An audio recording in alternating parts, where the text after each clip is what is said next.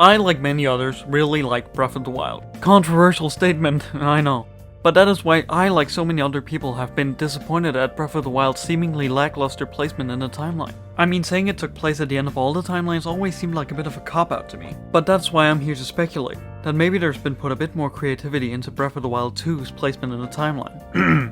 Hate to break it to you, but we already know Breath of the Wild 2's placement in the timeline. Yeah, I know what you're gonna say, that Breath of the Wild 2 is gonna be a direct sequel to Breath of the Wild 1, not unlike Majora's Mask or Phantom Hourglass. And I'm not here to dispute that, I am however here to suggest the idea that perhaps Breath of the Wild 2 is going to be the prequel to Skyward Sword. What?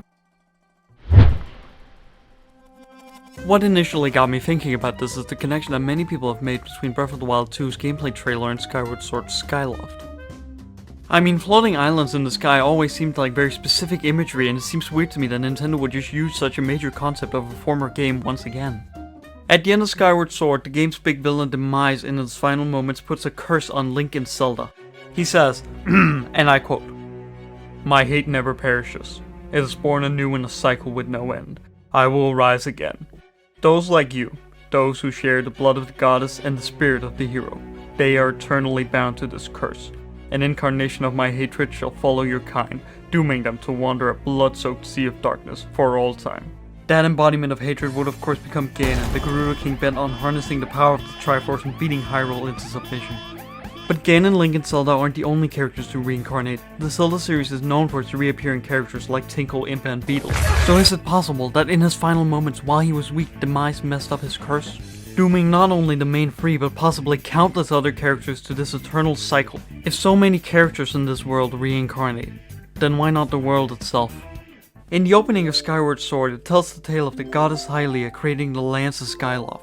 She did this after the surface had been broken and shattered by some unnamed evil, which was obviously Demise. In Breath of the Wild, we see Hyrule more shattered and broken than ever before. The citizens have gone into hiding and Ganon's monsters rule most of the land. Hyrule has fallen so far that it barely even exists anymore, only being held alive by the willpower of Zelda fighting Ganon in the midst of Hyrule Castle. If there would be any time for the goddess to intervene, it would be now. We see Hylia regularly interact with Link through the goddess statues during Breath of the Wild, so we know that she's at the very least capable of reaching the world. And it would appear that she does intervene again. In the first teaser trailer for Breath of the Wild 2, Ganondorf is seen sealed away in some sort of cave deep under Hyrule. Ganondorf awakes after the seal on him is accidentally broken in order to save Princess Zelda. After Ganondorf's eyes light up, the Hyrule Castle is seen being lifted into the air on a giant floating island, much like the Isles of Skyloft. We don't see any other characters in Breath of the Wild who'd be powerful enough to pull something like this off, so to me this is clearly an intervention from Hylia making the final desperate attempt to save her people once again.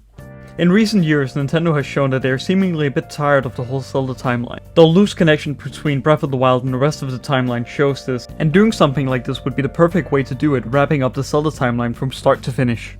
They could still come back and make games play somewhere within the timeline while still keeping the door open to do something disconnected. I mean, there's a lot of room between Breath of the Wild and everything else to put in some new adventures, but this is also an opportunity for Nintendo to start anew on a blank slate. A new Zelda world where there doesn't need to be this focus on all these timeline connections that previous games have been caught up in. A few smaller and a little more loose points and additions I have are 1. The mention of an original hero in Skyward Sword, although this is most likely just a Link in the game traveling to the past. And 2. The fact that Skyward Sword and Breath of the Wild are the only two games in the franchise to feature a stamina bar.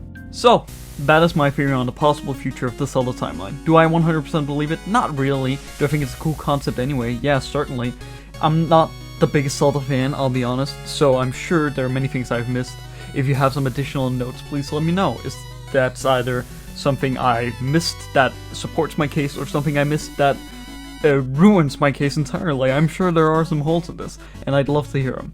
This was the first episode of our show. If you liked it, we really encourage that you like and follow. If we get some good engagement, hopefully the people over at Corporate will let us keep going with this experiment of a show. So yeah, I've been BoleVad, your host, and without further ado, see you next time.